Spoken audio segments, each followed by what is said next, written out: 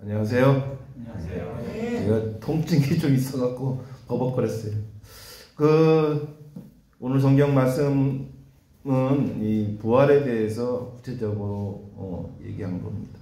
근데 우리가 이 하나님께 충성을 하면은 어떻게 해야 되냐? 깨어 있어야 가능합니다. 이 마리아, 박달라 마리아와 또 마리아들이 제일 먼저 갔기 때문에 예수님의 부활을 먼저 본 거 아니겠습니까? 그러니까 항상 이게 깨어 있어야 예수님과 하나님과 빨리 갈 수 있는 통로를 연다고 볼 수가 있어요. 우리가 생활 속에서도 어떻게 깨어 있어야 되냐 이런 문제가 생깁니다. 근데 이 얘기가 오래전에 일어났던 일에 대한 얘기가 아닙니다. 이거는 항상 현재도 진행되는 진행형이라는 거죠. 우리가 그러면 어떻게 우리가 예수님을 매일 영접할 수 있느냐? 어떻게 영접하죠? 사람을 통해서 영접이 되는 겁니다. 우리가 예수님께서 우리가 개개인이다 성전이라 하지 않았습니까? 우리는 매일매일 만나는 사람을 통해서 예수님의 모습을 볼 수가 있어요. 그렇기 때문에 만나는 사람이 가장 소중한데요. 그 중에서도 가장 소중한 사람은 누구냐? 가족입니다. 가족을 통해서도 예수님의 모습을 볼 수가 있고, 가족을 통해서도 예수님의 말씀을 들을 수가 있어요. 저는 하나님의 말씀을 이렇게 듣는 가끔 성도들을 보면서 굉장히 부러워하기도 하지만 별로 또 부러워하지도 않기도 해요.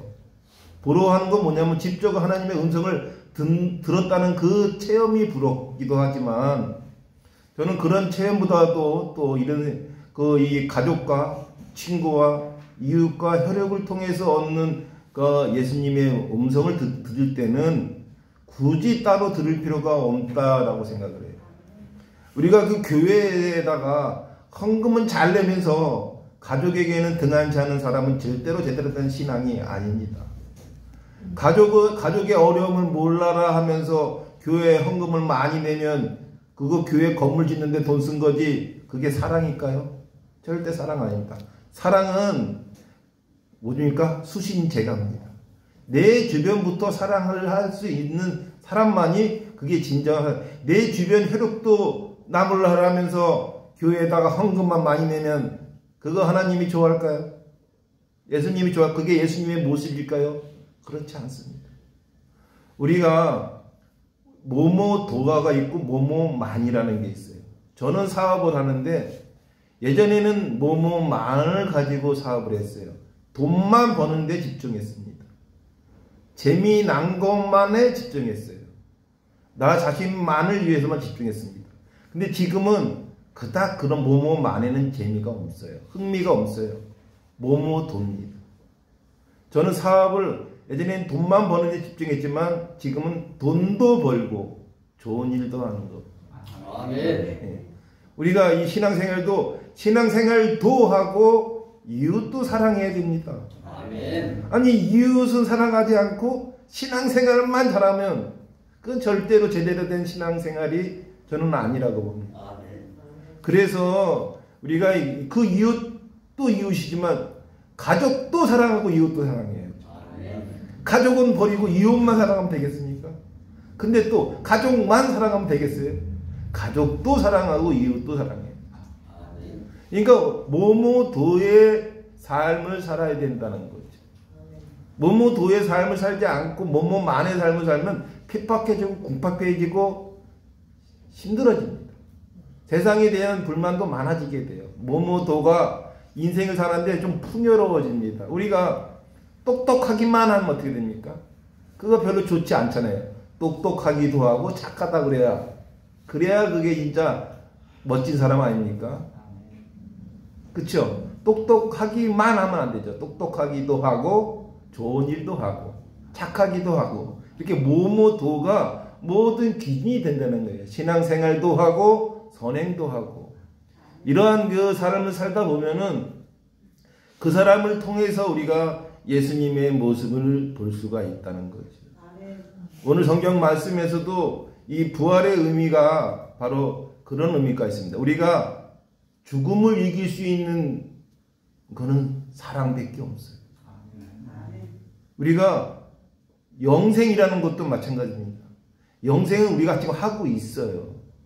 근데 영생이 없다 생각하면 영생은 없는 겁니다.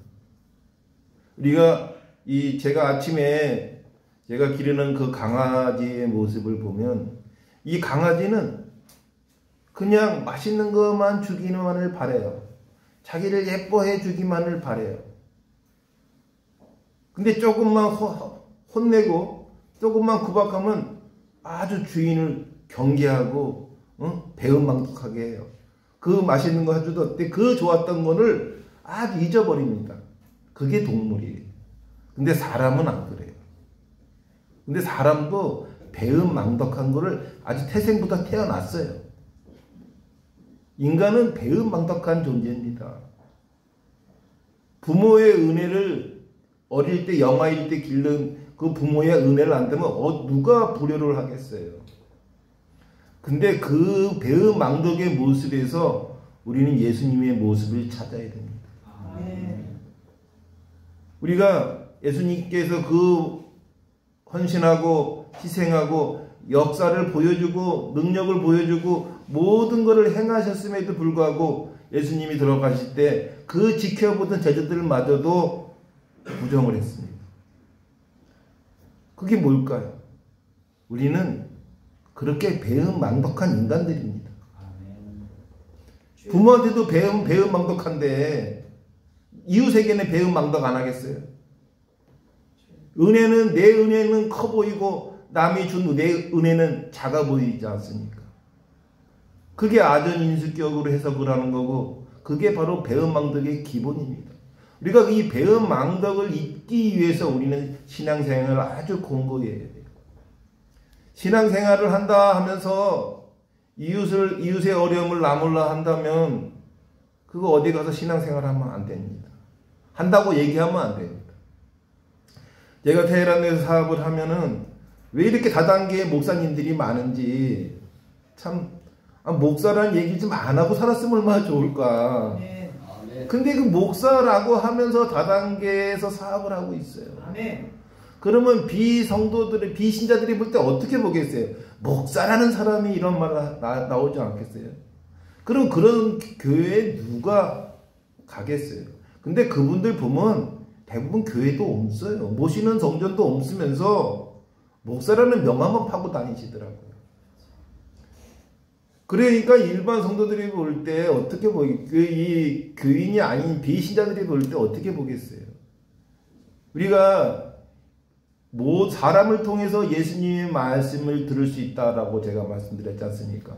우리가 영적으로 이렇게 진짜로 귀에 하나님의 말씀이 들리는 그런 축복을 받은 성도분들은 공감이 안 가겠지만 저같이 사람을 통해서 은혜의 말씀을 듣고 은혜를 받는 저 같은 경우에는 참으로 사람들이 무섭고 경계스러워요. 제가 말씀드린 사람 하면서 가장 큰 빚이 뭐냐? 말빚입니다. 이 돈을 빌려서 못 갚는 거 이런 빚 따위는 그닥 그렇게 크게 개의치가 않는 이유가 뭐냐면 한번 욕먹으면 돼요. 근데 말빚은요, 내 자신에게 빚을 지는 거예요. 상대가 그 말빚에 대해서 그렇게 독촉을 하나요? 근데 내 자신에게 빚을 지는 건데 그 내 자신의 빚이 누구냐? 하나님께 지는 빚이에요. 내가 말을 해서 뭡니까? 우리가 몸이 성전이라 했으니까 내가 말한 그 빚이 상대에게 진 게 아니라 하나님한테 진 거예요. 그거 어떻게 갚아지겠어요? 그래서 배은망덕하다는 겁니다. 그리고 우리가 전도 하는데 전도가 뭡니까? 내가 어떻게 살아가는 것 자체가 전도입니다. 내가 잘 살아야 돼. 내가 늘 얘기해요. 우리 성도들은 잘 살아야 된다. 궁핍하게 살고 있는 모습을 보이면서 나는 하나님에게 은혜를 받았다 그러면 이 비신자들이 이해가 되겠습니까? 이해가 안 돼요. 제가 이렇게 살아가면서도 늘 저희 하나님이 살아계심을 믿는 이유는 제 자신의 삶에서 느껴져요. 저같이 이렇게 못나고 저같이 이렇게 주변 머리도 없고 그닥 그렇게 이 잘생긴 얼굴도 아닌데 하나님은 저에게 평생 사장을 하게끔 해주셨어요. 제가 머리도 좋지 않아요. 제가 좀 공개하면 제가 IQ가 98입니다. 100이 안 돼요. 98이에요. 그런 IQ를 가지고 고졸 학력에 평생 사장만 할 수 있었던 거는 하나님의 은혜인데 어떤 은혜냐면 저에게 지혜를 주세요. 이 돈으로 사장 못합니다. 학력으로도 사장 못해요. 뭐로 하냐? 지혜로 하는 거예요. 근데 지혜가 어떤 지혜냐? 지식이 아닙니다. 많이 알아서 되는 게 아니에요. 많이 알아서 한다 그러면 서울대학교 정치학 박사가 대통령이 해야 되는 거 아니에요? 서울대학교 경제학 박사가 기업 총수 돼야 되는 거 아닙니까? 그런데 그렇지 않아요. 그네들은요 해설가입니다. 해설가. 그 정주영 회장이 그 아산만을 공사를 할 때 이렇게 서로 양쪽에 돌을 막 모으다가 거의 만날 때쯤 되니까 수압이 엄청 세니까 몇 톤의 돌을 모두 다 물살에 흘려나가서 잊지를 못했어요.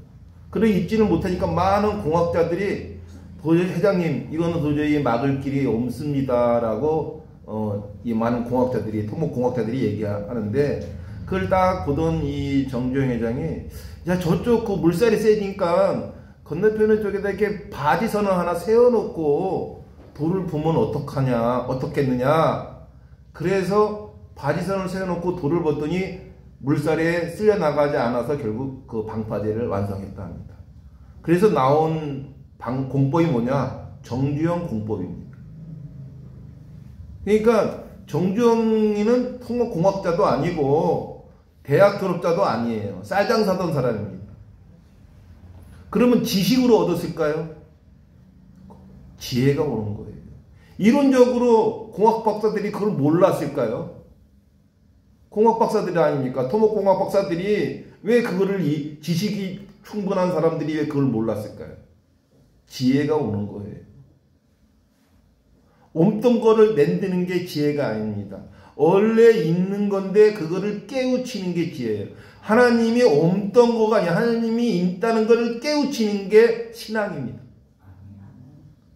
없던 거가 있는 게 아니라 원래 있던 거를 제대로 알아볼 수 있는 게 지혜지 없는 거를 있게끔 만드는 능력이 아닌 거예요. 우리가 하나님의 능력을 보려고 하지 마세요. 지금도 곳곳에 하나님의 능력은 펼쳐지고 있어요. 근데 그거를 보는 눈이 없는 거예요.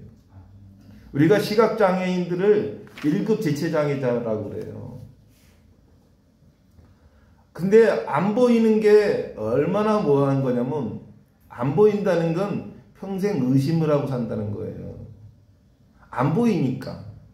자기가 먹는 음식도 만져봐야 될 정도고 자기 와이프가 예쁘다고 하는데 진짜 예쁜지 안 예쁜지 손으로 더듬어서 예쁜지 안 예쁜지 알 수 있어요? 예쁘고 안 예쁘고는 이 해골의 모양이 아니라 쌍꺼풀이 졌느냐 안 졌느냐 눈이 크느냐 안 크냐 입술이 어떡하냐 이런 건데 이거는 만져서 알 수가 없어요. 만져서 알 수 있는 거는 이마가 넓으냐 코가 크냐 작으냐 이런 거지 눈알이 크게 보이냐 안 보이냐는 알 수가 없어요. 우리가 눈알은 똑같습니다.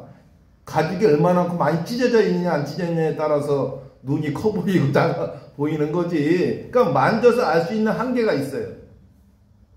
근데 우리는 눈을 뜨고도 세상을 못 보는 안달봉사입니다. 눈 뜨고 못 보는 걸 안달봉사라고 그러잖아요. 눈 뜨고 하나님을 볼 수 없어요. 근데 왜 하나님을 눈 뜨고 못 보냐? 하나님 원래 볼 수가 없는 존재이기 때문에 볼 수 없는 거예요. 그럼 누굴 통해서 봐요? 사람을 통해서 보는 거예요. 저 사람을 보고 저 사람이 하나님이다, 그 사람이 예수님이다 하고 생각하고 한번 상대를 상대해 보십시오. 내 자식이 예수다 생각하고 보십시오. 정말로 꼴보기 싫고 왼수 바가지에 진짜 저런 왼수가 있나 싶어하는 내 자식도 예수의 모습이다 하고 한번 보십시오. 그러면 그 자식 입에서 예수님의 말씀이 나옵니다. 그 노망들은 우리 어머니의 모습에서도 하나님의 모습을 볼 수 있어요. 그게 신앙생활입니다. 성경책을 달달달달 외워갖고 어서 하는 거 그냥 아는 척 하는 거고 그게 지식이에요. 그리고 지식은요, 내가 만들어 온 지식보다는 남이 만들어 놓은 지식을 외우는 수준인 거예요. 그거를 내 지식과 남의 지식이라고 합니다. 우리가 학교 다닐 때 공부 잘하는 건 뭐예요? 외움의 능력이 좋은 겁니다. 그렇죠? 내게 없어요. 요새 젊은이들이 내게 없어요. 아는 건 엄청나게 많아요. 진짜 왜냐면 이 인터넷이랑 무한 바다에 사니까 아는 건 진짜 장난이 아니에요. 영어도 잘해. 외국어도 엄청 잘해. 뭐 영어는 기본이다. 2, 3국의 외국어를 아는 거는 뭐 기본이에요. 그 정도로 이 지식 기반은 많지만 하는 짓은 개싸가지죠. 싸가지가 없어. 그래서 제가 초등에 있죠. 뭐뭐도라고. 많이 알기도 하고 많이 베풀기도 하고 많이 알기도 하고 겸손도 하고. 우리 성도분들은 뭐뭐도의 삶을 살아주셔야 됩니다. 우리 삶 속에서 하나님의 은혜를 체험하시길 바랍니다. 우리의 핵심은 뭐냐? 오늘의 성경 말씀의 핵심은 뭐냐? 말씀대로 이루어지는 부활입니다. 이 부활이라는 거는요, 새로운 시작이에요. 새로운 시작. 우리가 근데 부활을 매일 겪어요. 부활을 매일 겪는 게 어땠습니까? 하루 자고 나면 부활인 거예요. 아침에 일어나면 어저께는 지나가고 오늘 새로 시작되는 부활 아닙니까? 부활을 아주 거창하게 생각할 필요도 없어요. 나이 드신 분들이 소원이 뭐냐? 나 죽었을 때 죽었으면 좋겠다. 잠잘 때 죽었으면 좋겠다라고 그래요. 그런 말 들어보셨나요? 네. 잠잘 때 죽었으면 좋겠다. 근데 하나님 그렇게 해주진 않지만 잠잤으면 죽었으면 좋겠다. 그러니까 뭐예요? 우리가 나이 먹은 분들이잖아요. 밤새 안녕이라고 그러잖아요. 얼마 전까지도 그렇게 했는데 그 친구 죽었어? 이런 얘기를 듣잖아요. 우리는 매일매일 부활을 하는 거예요. 어차피 죽으면 우리가 꿈을 꾸잖아요. 그렇죠? 그리고 다시 또 아침에 깨요. 현실 세계에 와요. 또 죽어. 깨. 죽어. 깨. 이게 반복되는 거예요. 그럼 어제를 되돌아갈 수도 없잖아요. 그렇죠? 과거를 되돌아갈 수가 없으니까 우리는 매일매일 부활하는 거예요. 이 역사를 이루어 주신 거예요, 예수님께서. 아멘. 그러니까 영생도 마찬가지예요. 영은 살아 있으니까 우리 영생을 하고 있는 거예요. 그 영생의 맑음이 중요하다는 거죠. 영생의 맑음이 맑지 못하면 늘 이 세상이 혼탁한 거예요. 우리가 부활을 깔끔하게 해요. 잠을 잘 자고 나야 아침에 개운하잖아요. 근데 지치럭 하다가 깨면 그날 하루도 영 아닌 거죠. 이 바울이 이 피부병으로 그렇게 고통스러워 하는데 하나님께서는 그걸 고쳐주지를 않으셨잖아요. 근데 저도 저번 주에 어마어마한 통증이 왔어요. 너무너무 아픈데 제가 먹는 그 진통제가 중추에 관련된 진통제인데 한 알만 원래 의사 선생님이 한 알만 먹으래요. 조금해요. 아주 조그만 건데 한 알만 먹으라고 그러는데 한 알을 먹을 때는 그냥 평상시에 먹는 거고 아플 때 정 아프면 제가 두 알을 먹어요. 근데 그때는 한 저번 주 수요일인 것 같아요. 너무너무 아파서 니아를 먹었어요. 그러니까 니아를 먹었으니까 제가 불안해서 움직이질 않고 침대에 누워 있었어요. 왜냐하면 제가 두 알을 먹었을 때 제가 그 침대에서 일어나서 이 화장실로 가려고 그러다가 넘어질 것 같아서 옆에 뭡니까 이불이 아니라 옷걸이 나무 옷걸이를 딱 잡았는데 그 나무 옷걸이가 제 육취를 받아주겠어요. 그래서 나무 옷걸이가 넘어지면서 제 정강이를 딱 때려갖고 정강이 뼈가 똑 부러진 거예요. 뼈가 약하니까. 그 이 두꺼운 나무가 내 정강이를 때려서 정강이 뼈가 똑 부러진 거예요. 그냥 제대로 부러졌어요. 아니야. 금도 아니야. 똑 잘라진 거예요. 그래갖고 발목이 덜렁덜렁거리더라고요. 그래서 이제 병원에 갔는데 요새는 그 수술을 옛날에는 이렇게 이 뼈가 끊어지면은 이거 이렇게 뭡니까 이으는 수술을 했는데 요새는 철판을 댄답니다. 아예 철판을 대버린대. 그 수술이 큰 수술인데 제가 하는 일이 많고 그러다 보니까 그렇게 하면은 6개월을 입원해야 된다고 하더라고요. 그래서 어차피 마비된 다리니까 그냥 자연적으로 붓게 하면 안 되니까 그랬더니 어차피 디디 않을 거면은 자연적으로 그냥 붓게 하는 것도 괜찮다 그러더라고요. 그래서 그냥 수술하지 않고 자연적으로 붓게 했어요. 그래서 살짝 삐뚤어졌게 붙었어. 그게 두 알을 먹었을 때 생긴 일이다 보니까 제가 이번 주 수요일에 니아를 먹으니까 왜냐면 그 두 알만 먹으면 어지러워요. 뭐 이렇게 둥둥 떠다니는 느낌이 들어서. 근데 니아를 먹으니까 어떻게 해요? 침대에서 가만히 있어야지. 그래서 침대에서 하루 종일 누워만 있었어요. 그리고 나더니까 이제 좀 개운해졌어요. 근데 제가 제일로 싫어한다 그렇게 오냐면 제가 누워있을 때 뭐 시키는 걸 제일 싫어해요. 왜냐면 다시 일어나서 하는 거, 왜냐면 그런 것 때문에 제가 그 진통제 니아를 먹을 때는 그냥 그대로 침대에 넣는데 그런 일이 1년에 한 서너 번 있어요. 서너 번. 그런데 어저께 제가 이렇게 잠을 잤는데 어저께 잘 잤어요. 어저께 잘 자니까 아침에 일어나서 기도하는데 야 부활절이라서 이런 신비가 왔나 싶을 정도로 어저께 너무 잘 잤어요. 아주 개운하고 자고 나서 오늘 부활절이라서 또 하나님께서 이런 은혜를 주시는구나. 그거 잠 편히 자는 게 은혜예요. 우리가 이 삶이 그닥 그렇게 별거 없어요. 그냥 잠 잘 자고 똥 잘 싸면 그게 행복입니다. 근데 우리가 마음에 근심이 생기죠. 돈 걱정, 자식 걱정, 일 걱정. 그냥 걱정이 태산 같지 않습니까? 근데 이 걱정 우리가 이렇게 생각하면 됩니다. 우리가 늘 하나님은 내 옆에 함께 하신다. 아멘. 오늘 성경 말씀에 무서워 마라. 내가 너와 함께 하겠다라고 말씀하셨죠? 아멘. 무서워하지 말라는 게 예수님을 무서워하지 말라고 생각하시는 성경 말씀 액면 그대로 해석하시면 안 됩니다. 세상의 무서움입니다. 여기 성경 말씀에 나오는 건 예수님을 무서워하지 말라는 게 예수님을 무서워하지 말라는 뜻이 아니에요. 왜냐하면 원래 죽은 사람이 살아나서 무서운 거잖아요. 그거 행위에 대한 거예요.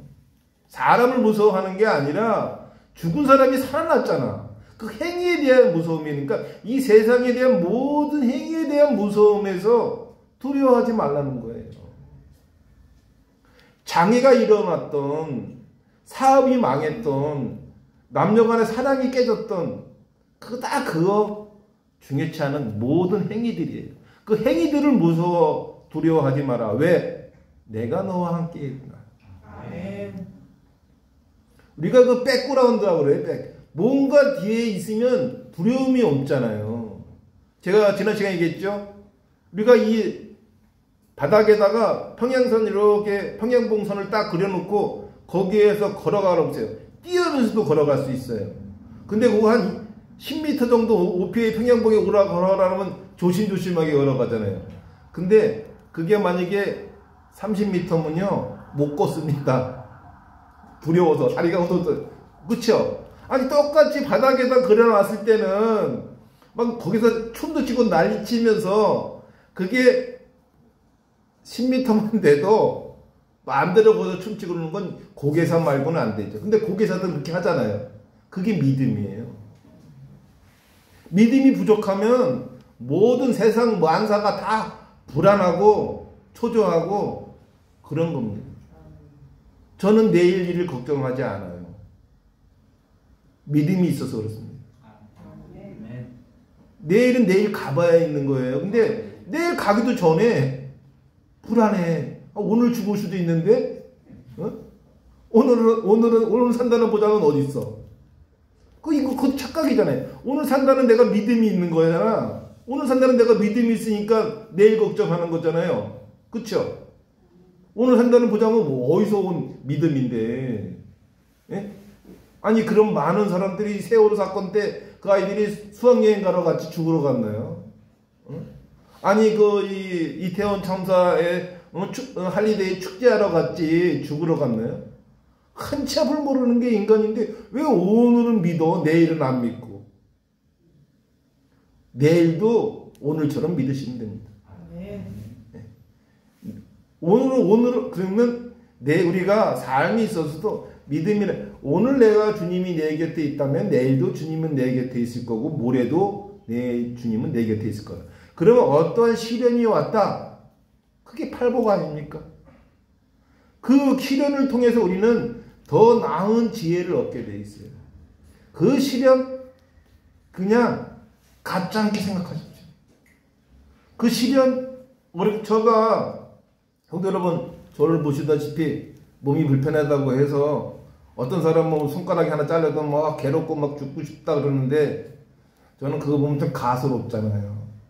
아니, 2다리도 못 쓰는데 그까지 손가락 하나 잘리게 뭐 그렇게 대단하냐고 가소롭게 생각하잖아요. 근데 그 사람 입장에서 그게 아니죠. 그 사람 입장에서는 다 사람 자기 입장이 있는 거지. 그럼 내가 시련을 많이 겪었기 때문에 그게 가짜나 보이는 거지 절대로 가짜는 시련은 아니에요.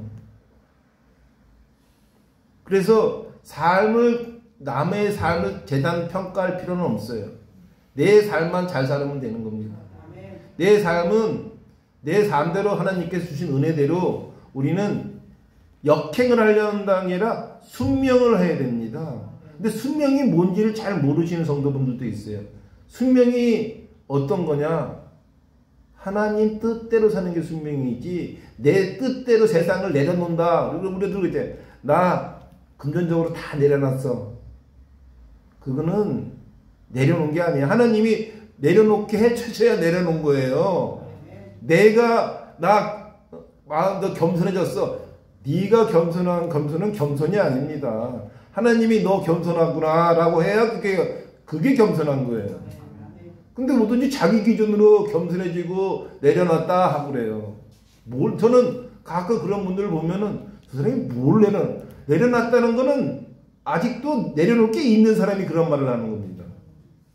내려놓을 게 없는 사람이 내려놨다는 말을 하나요? 안 하죠.